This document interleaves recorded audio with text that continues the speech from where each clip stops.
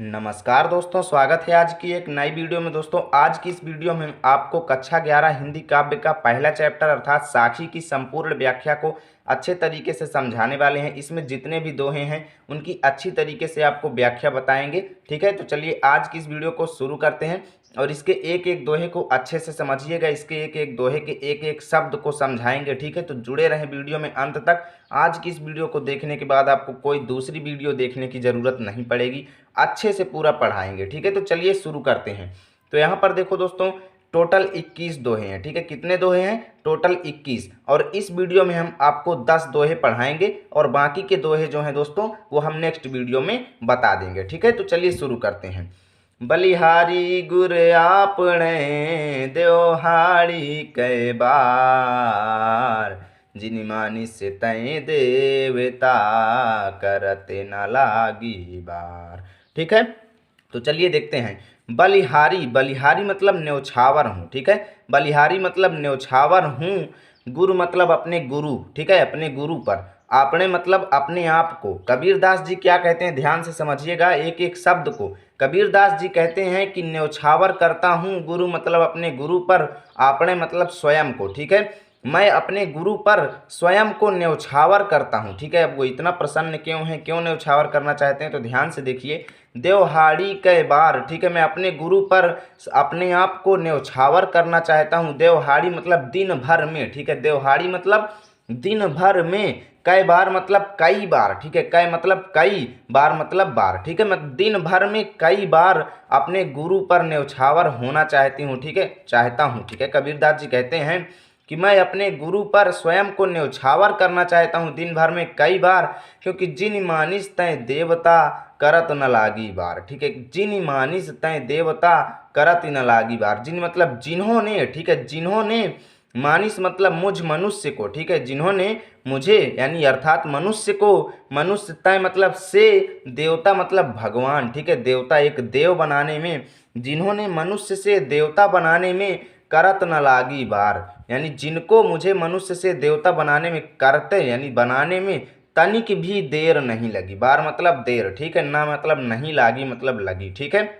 यानी कि शुरू से समझिएगा। कबीरदास जी कहते हैं कि मैं अपने गुरु पर स्वयं को दिन भर में कई बार न्यौछावर करना चाहता हूँ, क्योंकि जिनको मुझ मनुष्य से देवता बनाने में तनिक भी टाइम नहीं लगा, यानी तनिक भी समय नहीं लगा। अर्थात उन्होंने मेरे अंदर ऐसा ज्ञान उत्पन्न किया कि जिससे मैं मनुष्य से देवता बन गया, अर्थात देवताओं की तरह मुझ में गुण उत्पन्न हो गए। ठीक है, मुझ में देवताओं की तरह गुण और ज्ञान उत्पन्न हो गया, जिससे मैं मनुष्य से देवता बन गया। और इतना ज्ञान उत्पन्न करने में उनको तनिक भी समय नहीं लगा। ठीक है, तो परीक्षा में कैसे व्याख्या लिखना है, कबीरदास जी कहते हैं कि मैं अपने गुरु पर दिन भर में कई बार न्यौछावर होना चाहता हूँ, क्योंकि जिनको मुझ मनुष्य को देवता बनाने में तनिक भी समय नहीं लगा, अर्थात उन्होंने मेरे अंदर इतना ज्ञान उत्पन्न कर दिया कि मैं मनुष्य से देवता की तरह हो गया। ठीक है, तो इस दोहे का अर्थ यही होगा। इससे पहले मैं आपको दोस्तों संदर्भ लिखना बता दूं। ठीक है, संदर्भ कैसे लिखेंगे। प्रस्तुत पद्यांश हमारी पाठ्यपुस्तक हिंदी काव्य में संकलित साखी नामक शीर्षक से लिया गया है, जिसके रचयिता कबीरदास जी हैं। ठीक है, तो अच्छे से ये समझ में आपको आ गया होगा। चलिए अब दूसरा देखते हैं। सतगुरु की महिमा अनंत अनंत किया उपगार, लोचन अनंत उघाड़िया अनंत दिखावड़ हार। तो अच्छे से इसको भी देख लीजिए। सतगुरु की महिमा अनंत अनंत किया उपकार। देखिए कबीरदास जी कहते हैं कि सतगुरु, मेरे सच्चे गुरु की, मेरे गुरु की महिमा अनंत है, माया अनंत है। अनंत का मतलब जिसका कोई अंत नहीं। मेरे गुरु की ऐसी महिमा है कि जिसका कोई अंत नहीं, अर्थात मेरे गुरु की महिमा अपार है। ठीक है, मेरे गुरु की महिमा अपार है। अनंत किया उपकार, जिन्होंने मेरे साथ, अनंत मतलब अनेकों, जिसका कोई अंत नहीं है, अनेकों किया है उपकार मतलब उपकार, जिन्होंने मेरे साथ अनेकों उपकार किया है, जिसका कोई अंत नहीं। कबीरदास जी कहते हैं कि मेरे गुरु की महिमा अनंत है, उन्होंने मेरे साथ अनेकों उपकार किया है। लोचन अनंत उघाड़िया अनंत दिखावड़ हार, लोचन, लोचन मतलब नेत्र, अनंत मतलब अनेकों, उघाड़िया मतलब खोल दिया। ठीक है, उन्होंने मेरे इतने नेत्र खोल दिए, इतने अनेकों नेत्र खोल दिए, और अनंत दिखावड़ हार, और वो मुझको, दिखावड़ हार मतलब दिखाने वाले। ठीक है, दिखावड़ हार मतलब दिखाने वाले, अनंत मतलब इस अनंत को अर्थात इस संसार को, और वो मुझे इस संसार को दिखाने वाले हैं। अर्थात मेरे गुरु की ऐसी महिमा है कि मेरे गुरु की ऐसी महिमा है जिसका कोई अंत नहीं है। उन्होंने मेरे साथ अनंत उपकार किए हैं, उन्होंने मेरे अंदर इतने नेत्र खोल दिए, और वो ही ऐसे हैं जो जिन्होंने मुझे इस पूरे संसार को देखने योग्य बनाया है। ठीक है, अर्थात उन्होंने मेरे अंदर ऐसा ज्ञान उत्पन्न कर दिया कि मैं इस संसार की भावनाओं को अच्छे से समझ सकता हूँ। ठीक है, इतना मुझको उन्होंने, मेरे साथ इतना उपकार उन्होंने किया है। तो व्याख्या कैसे लिखेंगे? कबीरदास जी कहते हैं कि मेरे सच्चे गुरु की महिमा अनंत है, अर्थात जिसका कोई पार नहीं पाया जाता, अपार है। उन्होंने मेरे साथ अनेकों उपकार किया है जिसकी कोई सीमा नहीं है। उन्होंने मुझके मेरे अंदर इतना ज्ञान उत्पन्न करके, मतलब इतने नेत्र रूपी ज्ञान उन्होंने मेरे अंदर उत्पन्न किया कि जिससे मैं इस संसार की भावनाओं को अच्छे से समझ सकता हूँ, और वो ही मुझे इस पूरे संसार को दिखाने वाले हैं। ठीक है, तो ये इसका व्याख्या हो जाएगा। चलिए देखते हैं तीसरा। दीपक दिया तेल भरी, बाती दैया घाट, पूरा किया बिसाहुड़ा, बहुरी नाम हट। तो ध्यान से देखिएगा, संदर्भ सभी में पूर्वत रहेगा। ठीक है, इसकी व्याख्या देखिएगा। दीपक दिया तेल भरी, बाती दई अघट। कबीरदास जी कहते हैं, इतना तो सभी में जोड़ना है। क्या कहते हैं? कबीरदास जी कहते हैं, इतना तो सब में जोड़ दीजिए, निस्संदेह जोड़ दीजिए, कोई भी डाउट नहीं, बस वैसे जोड़ दीजिए। कबीरदास जी कहते हैं कि दीपक दिया तेल भरी, यानी कि मेरे गुरु की ऐसी महिमा है, मेरे प्रभु की ऐसी महिमा है जिन्होंने दीपक दिया तेल भरी, मुझे दीपक दिया मतलब ज्ञान रूपी। ठीक है, क्या दिया? ज्ञान रूपी दीपक दिया। ठीक है, जिन्होंने मुझे ज्ञान रूपी दीपक दिया और उसमें तेल भरी मतलब उसमें प्रेम रूपी तेल भर दिया। ठीक है, यानी कि मेरे प्रभु ने मुझे ज्ञान रूपी दीपक दिया और उसमें तेल यानी ईश्वर प्रेम रूपी तेल भर दिया। ठीक है, और बाती दई अघट्टी, और उसमें ईश्वर के प्रति विश्वास रूपी बाती दी। ठीक है, बाती कैसी है? ईश्वर के प्रेम के प्रति विश्वास रूपी बत्ती दी। अघट मतलब जिसका कभी अंत नहीं, अक्षय यानी जो कभी नष्ट नहीं हो सकती। ठीक है, ऐसी बत्ती दी जो प्रेम मेरा कभी टूट नहीं सकता। ईश्वर के प्रति विश्वास रूपी प्रेम उन्होंने मुझे दिया। ठीक है, और इससे मैं क्या हो गया? देखिए, उन्होंने मुझे ज्ञान दिया और उसमें ईश्वर के प्रति प्रेम रूपी तेल भर दिया। ठीक है, यानी कि देखिए, कोई भी दीपक जो है दोस्तों बिना बाती और तेल के नहीं जलता है। तो वैसे ही यहाँ पर क्या हुआ दोस्तों कि मेरे अंदर जैसे उन्होंने ज्ञान उत्पन्न किया और तेल रूपी दोस्तों, यानी कि मैं यहाँ पर क्या हूँ? ज्ञान मेरा जो है वो एक दीपक के समान है, और तेल जो है दोस्तों वो ईश्वर के प्रेम रूपी है। ठीक है, और बाती जो है दोस्तों वो ईश्वर के प्रेम के प्रति विश्वास रूपी है। तो इन तीनों चीज़ों से क्या हुआ दोस्तों? मेरे अंदर ज्ञान उत्पन्न हुआ, ज्ञान का प्रकाश उत्पन्न हुआ, और फिर क्या हुआ? पूरा किया बिसाहुड़ा, बहुरी न आवं हट। और फिर मैंने क्या किया? इस संसार की जो जन्म मरण का जो चक्रण है, बिसाहुड़ा मतलब पूरा बाजार यानी बिसाहुड़ा, मैंने इस संसार का जो आने जाने का क्रम है, ठीक है, उसको पूरा कर लिया। और बहुरी न आवं हट, बहुरी मतलब अब मुझे दोबारा इस संसार में, हट मतलब बाजार। ठीक है, मुझे इस दोबारा बाजार रूपी संसार में आने की कोई ज़रूरत नहीं है। ठीक है, पूरा किया बिसाहुड़ा, मैंने अपना सब कुछ लेन देन पूरा कर लिया है इस संसार से। अब मुझे दोबारा इस संसार में आने की कोई भी ज़रूरत नहीं है। अब बात आती है एग्जामिनेशन में कैसे लिखना है। कबीरदास जी कहते हैं कि मुझे मेरे गुरु ने ज्ञान रूपी एक दीपक रूपी ऐसा ज्ञान दिया और उसमें प्रेम रूपी तेल भर दिया, और मेरे अंदर ईश्वर के प्रति विश्वास रूपी बत्ती दी, जिससे क्या हुआ? मैंने इस संसार की जो लेन देन है, व्यवसाय जो है, उसको पूरा कर लिया, और इसलिए मुझे इस बाजार रूपी संसार में दोबारा आने की कोई भी ज़रूरत नहीं है। ठीक है, इस तरीके से इसकी व्याख्या आपको लिख देना है। मैं उम्मीद करता हूँ आपको अच्छे से समझ में आ रहा होगा, एक एक शब्द को अच्छे से समझिएगा। और भाई वीडियो को लाइक करना तो आप सभी का फर्ज है, वो तो आप सभी लोग कर ही देंगे, मुझे विश्वास है। ठीक है, अब देखो बूढ़े थे परी उबरे, गुर की लहरी चमकी, भेरा देखा जर जरा, उतरी पड़े फरंकी।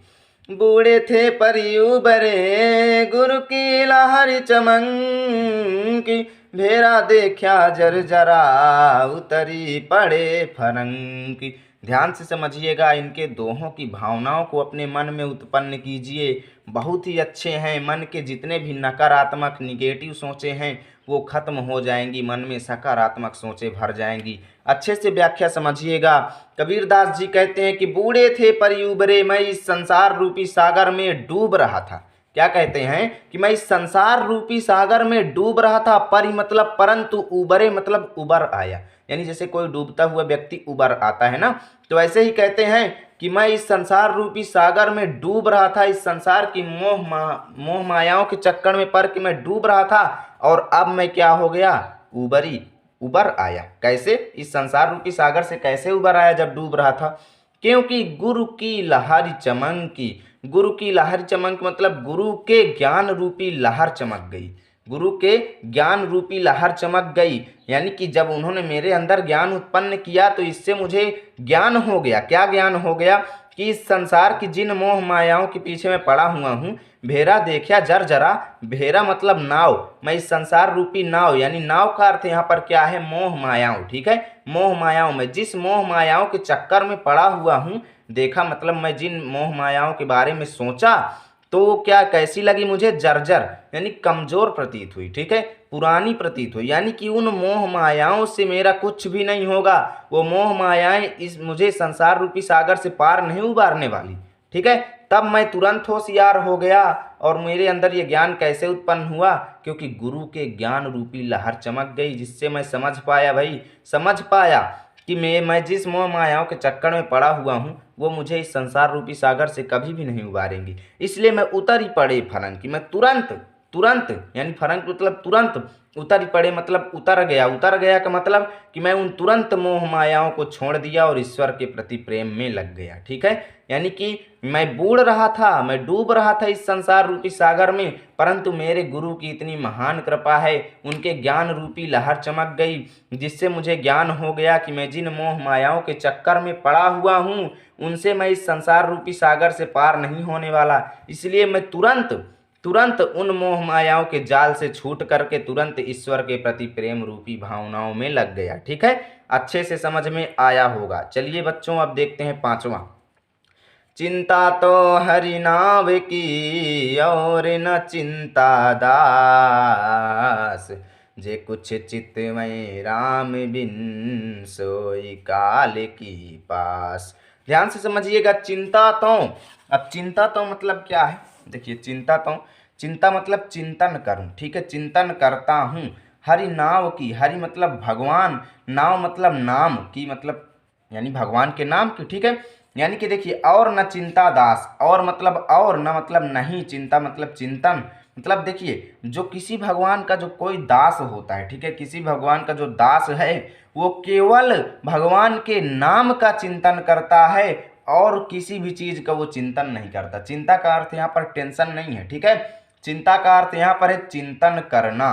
ठीक है, कबीरदास जी कहते हैं कि यानी कि कबीरदास जी कहते हैं कि प्रभु के दास को केवल आपके नाम का चिंतन करना है। ठीक है, और वो किसी का भी चिंतन नहीं करता।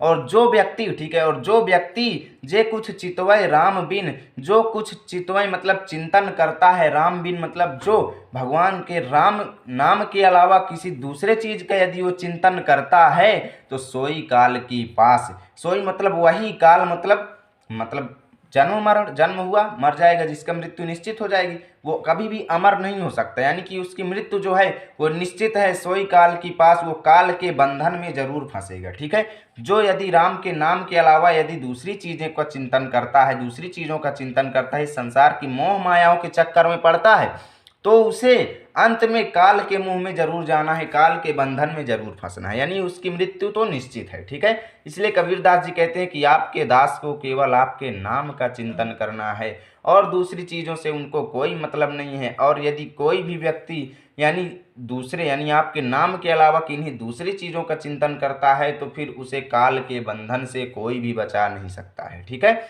ये इसकी व्याख्या हो गई। चलिए जी, अब देखते हैं अगला। तू करता तू भया मुझ में रही न हूँ, बारी फेरी बली गई जित देखो तित तुम। अच्छे से समझिएगा, कबीरदास जी कहते हैं कि हे मेरे प्रभु, मैं तू करता तू भया, तू मतलब आपका नाम लेते लेते, तू करता मतलब आपके नाम लेते लेते मैं तू भया आपके जैसे ही हो गया।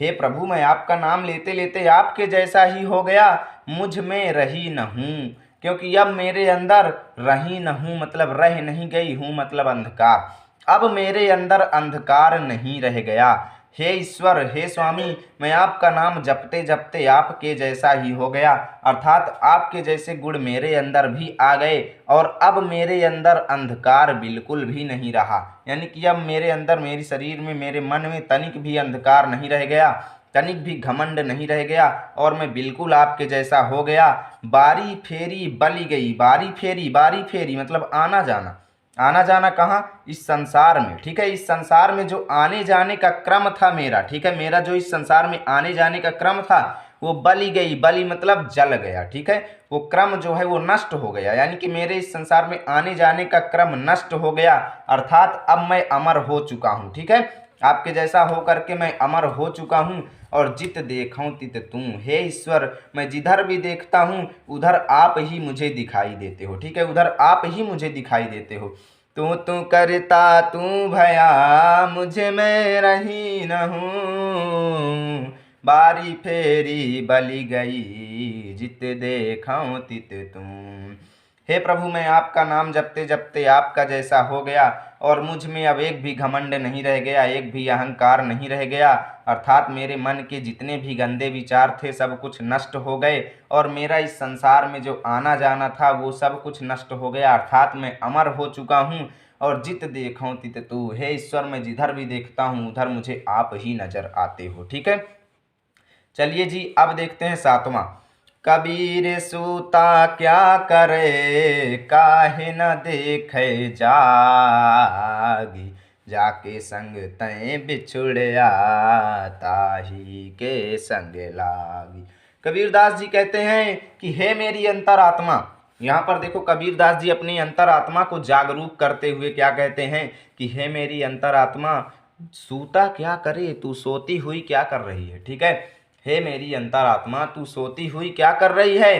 काहे न देखे जागी, काहे न मतलब काहे नहीं, क्यों नहीं, देखे मतलब देख रही है, जाग मतलब जाग करके, कि हे अंतरात्मा तू सोती हुई क्या कर रही है, तू जाग कर क्यों नहीं देखती, यानी तू सोती हुई क्या कर रही है, कब तक सोएगी, तू जाग कर क्यों नहीं देखती। जाके संग तय बिछुड़या ताही के संग लाग, जिसके संग मतलब जिसके साथ से तू बिछड़ रही है, अर्थात ईश्वर प्रेम रूपी जो साथ है, संगति है, अर्थात ईश्वर के प्रेम रूपी जो प्रेम है उसको तू छोड़ रही है। ठीक है, ईश्वर के प्रेम से तू बिछड़ रही है, ताही के संग लाग, तू उसी के संग लग जा, तभी तेरा कल्याण है। हे अंतरात्मा, तू सोती हुई क्या कर रही है, तो उठ करके तू क्यों नहीं देखती है, तू जिसका साथ छोड़ रही है तू चुपचाप उसी के संग लग जा। ठीक है, अर्थात तू भगवान की भावनाओं में लग जा, भगवान के प्रति चिंतन करना शुरू कर दे। ठीक है, उनका जो चिंतन करने का क्रम है उसको मत छोड़। ठीक है, नहीं तो तेरा विनाश हो जाएगा। कबीरदास जी कहते हैं कि हे मेरी अंतरात्मा, तू सोती हुई क्या करती है, तू उठ करके क्यों नहीं देखती है, तू जिसके संग से बिछुड़ रही है, जिसका साथ तू छोड़ रही है, तो उसी के संग लग जा। ठीक है, तो इसकी व्याख्या ऐसे हो जाएगी।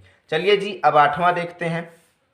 केसव कही कही कूकिए ना सोइए असरार, राति दिवस कहे कुकड़े कबहू लगे पुकार। कबीरदास जी कहते हैं कि केसव कही कही कूकिए ना सोइए असरार, राति दिवस कहे कुकड़े कबहू लगे पुकार।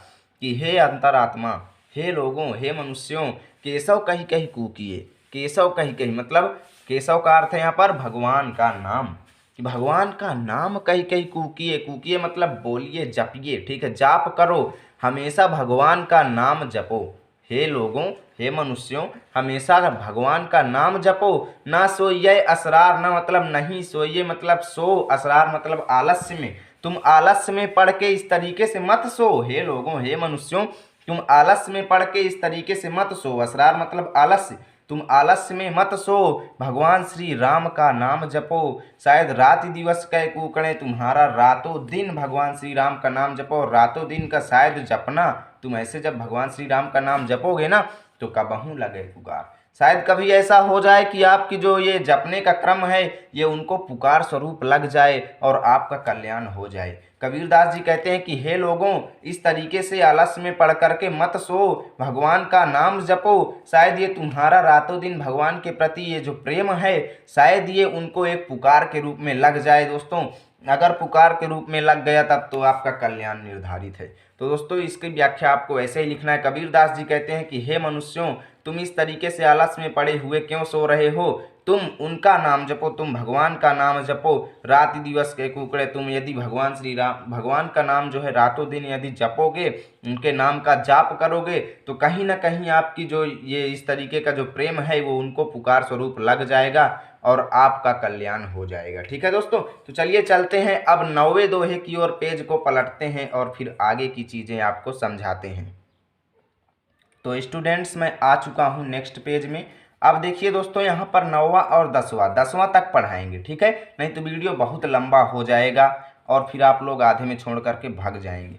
इसलिए हम टोटल 10 बताएंगे। नेक्स्ट वीडियो 1-2 दिन में आ जाएगी, उसका लिंक इसके नीचे डिस्क्रिप्शन में दे दिया जाएगा, फिर आप लोग देख लीजिएगा, ठीक है, और लाइक कर दीजिए भाई। अब देखो 9वां, लंबा मार्ग दूरी घर, बिकट पंथ बहुमार, कहो संतो क्यों पाइए, दुर्लभ हरि दीदार।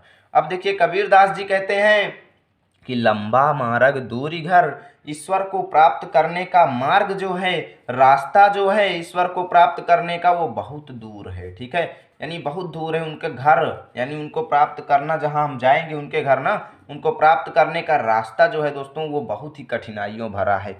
उनको ईश्वर तक पहुंचने का रास्ता बहुत ही कठिनाइयों भरा है, बहुत ही बाधाएं आपको रास्ते में मिलने वाली हैं, ठीक है। कबीरदास जी कहते हैं कि ईश्वर को प्राप्त करने का रास्ता बहुत कठिनाइयों से युक्त है, विकट पंथ, बहुत ही कठिन रास्ता है, और बहुमार, बहुत से लुटेरे हैं इस रास्ते में, मार मतलब लुटेरे, बहुत से लुटेरे इस रास्ते में आपको मिलेंगे जो आपको मोह मायाओं में लगा लेंगे, ठीक है, कई ऐसे लोग मिलेंगे जो आपको मोह मायाओं में लगा लेंगे। इसलिए दोस्तों, लंबा मार्ग है, ईश्वर को प्राप्त करने का रास्ता जो है वो बहुत ही कठिन है, क्योंकि इसमें बहुत से लुटेरे आपको मिलने वाले हैं।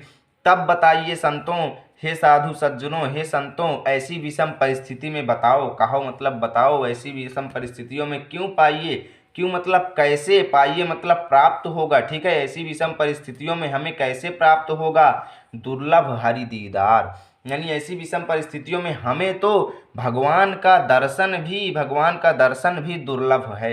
हे सज्जनों, भगवान का दर्शन भी दुर्लभ है ऐसी विषम परिस्थितियों में, ठीक है, क्योंकि उनको प्राप्त करने का रास्ता जो है वो बहुत लंबा है और इस रास्ते में बहुत से लुटेरे हैं, ठीक है। और ऐसी विषम परिस्थितियों में बताइए हमें भगवान के दर्शन कैसे प्राप्त होंगे। अर्थात कबीरदास जी कहते हैं कि इस विषम परिस्थिति में तो भगवान का दर्शन भी दुर्लभ है, ठीक है। तो चलिए देखते हैं दोस्तों 10वां, यह तन जालो मसी करो, लिखम राम का नाम, लेखड़ी करो करंक की, लिख लिख राम पठाऊं।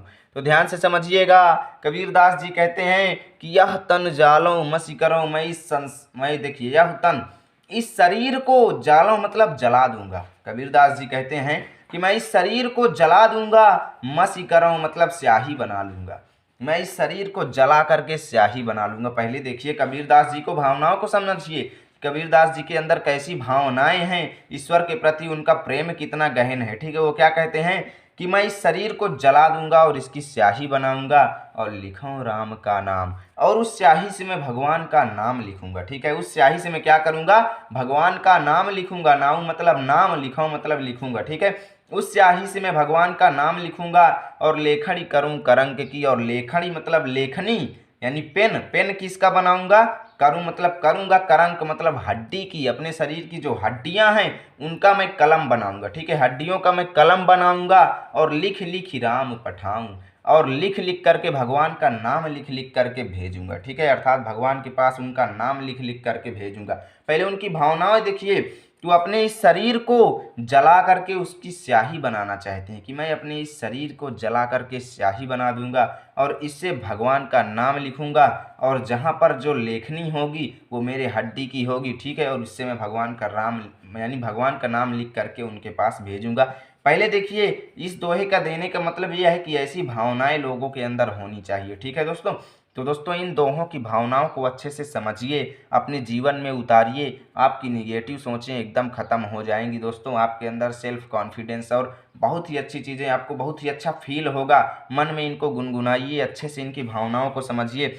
तो 10 दोहे हमने पढ़ाए हैं। ठीक है, यदि 10 समझ में आए हैं या फिर मान लिया कहीं पर थोड़ी बहुत गलती हुई है तो उसे आपको माफ़ करना फ़र्ज है। ठीक है, और वीडियो को लाइक करिए, और फिर नेक्स्ट वीडियो को देखने के लिए लिंक डिस्क्रिप्शन में दिया गया है, जाइए देख लीजिए। ठीक है, तो चलिए मिलेंगे आपके साथ नेक्स्ट वीडियो में, तब तक के लिए जय हिंद जय भारत, और नेक्स्ट वीडियो में हम इसे पूरा कर देंगे। ठीक है, तो चलिए चलते हैं, जय हिंद जय भारत।